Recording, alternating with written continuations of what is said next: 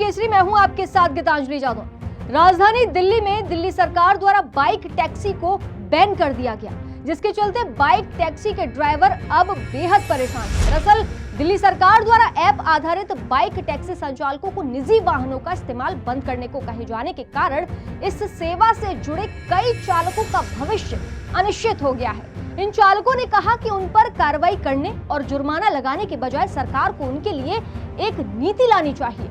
परिवहन विभाग ने दिल्ली की सड़कों पर बाइक टैक्सी परिचालित किए जाने से आगाह करते हुए चेतावनी दी कि ये मोटर वाहन अधिनियम 1988 का उल्लंघन और सेवा प्रदाता कंपनियों पर 1 लाख रुपए तक का जुर्माना लगाया जा सकता है।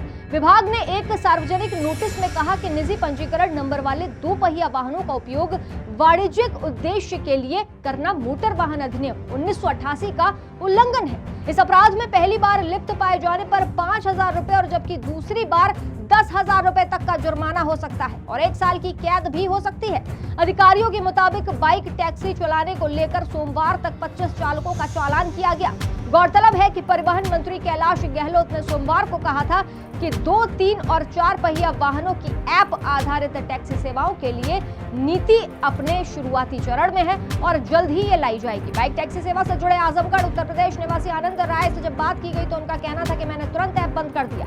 मैं दिल्ली आया था ताकि कैब सेवा प्रदान करने वाली कंपनी के साथ काम कर सकूं, लेकिन किसी तरह से मैं एक 2 पहिया वाहन खरीदने के लिए पैसा जुटा सका और बाइक टैक्सी सेवा प्रदान करने वाली 3 कंपनियों के लिए काम करना शुरू कर दिया। उन्होंने कहा कि पैसों का इंतजाम करने की कोशिश अब वो करेंगे। राय ने कहा कि मैंने पैसों का इंतजाम कर एक पुराना 2 पहिया वाहन खरीदा और अब यदि इस पर पाबंदी लगा दी गई तो मैं एक कार खरीदने के लिए पैसे का इंतजाम करने की कोशिश करूंगा।